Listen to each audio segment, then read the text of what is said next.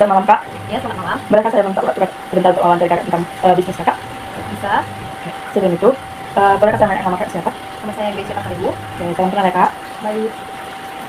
Soal pertama, apa latar belakang pendidikan Kak? Latar belakang pendidikan saya itu sama dari SMA. Oke. Yang soal kedua itu, mengapa Kakak memilih untuk menjadi seorang entrepreneur atau pengusaha? Karena saya tidak mau terikat dan saya ingin membuka lowongan pekerjaan bagi kaum muda di luar sana untuk mendapatkan pekerjaan. Soal yang ketiga, bagaimana cara Kakak memotivasi diri Kakak sendiri?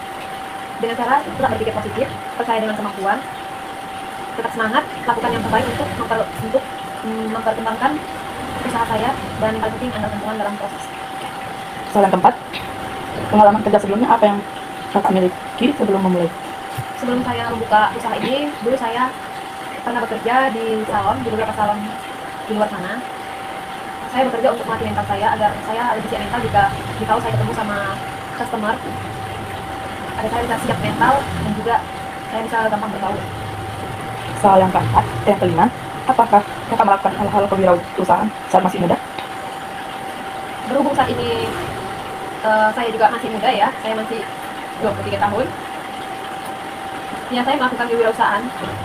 Oke. Dan kewirausahaan yang saya lakukan itu ya ini usaha saya sedang merintis. Soal yang keenam, bagaimana Kakak mendapatkan dana yang diperlukan untuk memulai bisnis Kakak membuka salon?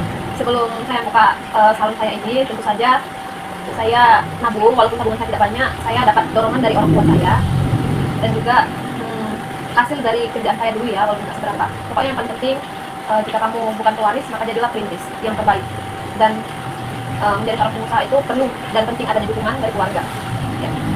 Yang itu, berapa banyak modal yang diinvestasikan dalam bisnis Kakak ini? Modal yang saya investasikan awal-awal itu 7 juta ya, tapi ternyata tidak cukup dan melakukan pertambahan lagi seiring berjalannya waktu. Mungkin kalau misalnya sampai sekarang gitu kurang lebih ada 100 kayak gitu. Namun itu udah bersamaan dengan penghasilan saya. Jadi modal awal saya itu pokoknya ada di 7 juta. Oke, soal yang ke-8, berapa banyak karyawan yang Kakak miliki dalam bisnis Kakak? Kebetulan untuk saat ini saya masih memiliki 2 karyawan. Soal yang ke-9, berapa jam yang Kakak butuhkan untuk kerja per minggu? Saya buka salon itu dari jam 7 pagi sampai jam 9 malam.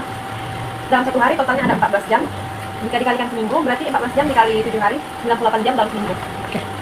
Kalau kita lanjut soal yang ke-10, soal yang 10 itu berapa lama waktu yang dibutuhkan untuk perusahaan Anda untuk menunjukkan keuntungan? Maksudnya, kan Kakak buka usaha nih, modal Kakak bilang hampir 70 lebih. Berapa bulan lah yang Kakak butuhkan atau berapa waktu yang Kakak butuhkan untuk merintis atau mendapatkan keuntungan? Oh, jadi pertanyaannya untuk atau balik modal lah gitu, Iya. balik modal.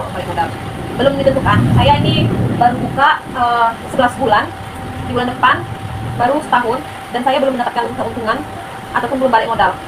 Namun kalau hitungan per bulan pasti ada yang masuk, ada yang keluar.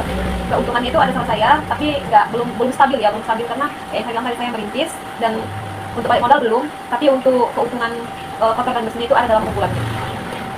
Soal yang ke-11, apakah Anda menghabiskan lebih banyak atau lebih sedikit waktu di bisnis Anda sekarang daripada pertahanan? Tentu saja di dalam bisnis ini tentu saja kita menghabiskan banyak waktu meskipun tidak terikat ya. Berhubung saya ini adalah usaha saya, jadi saya tidak terikat. Saya bisa terserah kapan mau tutup atau buka. Namun walaupun begitu, saya tidak ingin salon ini seperti salon kebanyakan. Jika sepi tutup, jika ramai ya buka.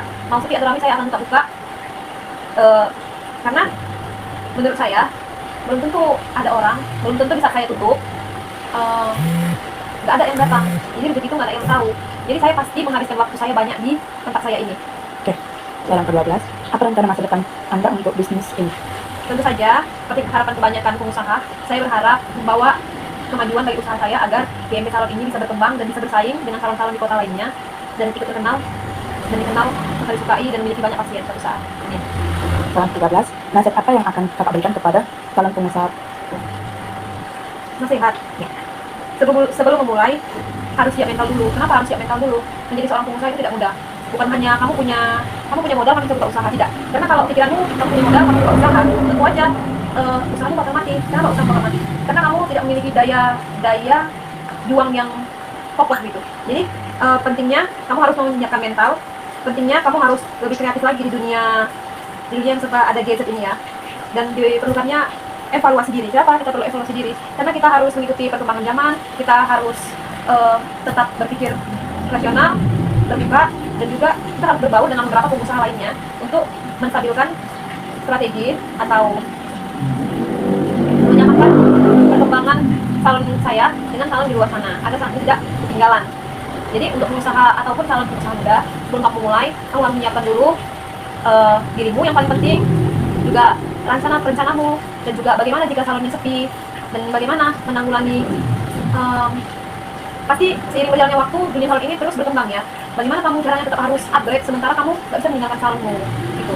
Jadi menjadi seorang pengusaha muda itu kamu benar harus siap mental, siap waktu, siap untuk tidak main-main lagi, dan juga kamu harus bisa menstabilitaskan atau kamu harus bisa mengelola keuanganmu. Jika kamu tidak bisa mengelola keuanganmu, maka tidak akan ada namanya keuntungan. Yang ada malah kamu membuat terus. Jadi menjadi seorang pengusaha itu nggak segampang itu. Dan yang paling penting lebih sulit mempertahankan daripada mulai. Transal yang 14, apa pelajaran terpenting yang telah Anda pelajari sebagai hasil dari pengalaman Anda? Pelajaran pentingnya adalah ketika salon saya sepi. Kenapa saya bilang pelajaran penting itu ketika salon saya sepi? Terkadang bagi beberapa pengusaha pelajaran pentingnya itu ketika salon sepi bagaimana mereka cara mengelolanya, bagaimana mereka cara menabung ataupun membayar gaji karyawan, atau kayak barang-barang yang udah mau expired, atau bagaimana cara mereka menciptakan kreativitas baru agar menarik perhatian pasien. Jadi itu sih pelajaran terpenting menurut saya, dan itu juga pelajaran terpenting itu kenali pasienmu dan target pasaranmu. Itu. Oke, kita lanjut soal yang terakhir. Soal itu, kapan kamu tahu kamu ingin menjadi seorang entrepreneur? Menjadi seorang entrepreneur itu bukan kapan saya tahu, tapi itu seperti keinginan dalam diri. Saya memiliki bakat, namun saya tidak mau terikat dengan orang lain. Berarti saya harus memiliki usaha saya sendiri. Berarti di saat diri saya menunjukkan kemauan untuk membuka usaha dan juga untuk membuka lowongan pekerjaan bagi orang lain. Dan juga ketika bakat saya harus saya uji, harus saya kembangkan. Jadi menjadi seorang entrepreneur itu adalah sesuatu yang lahir dari dalam diri saya untuk memberikan atau untuk membuka lowongan pekerjaan bagi orang sekitar. Terima kasih Kak atas waktu Kakak, maaf mengganggu. Terima kasih juga, maaf jika banyak salah kata. Terima kasih Kak. Baik.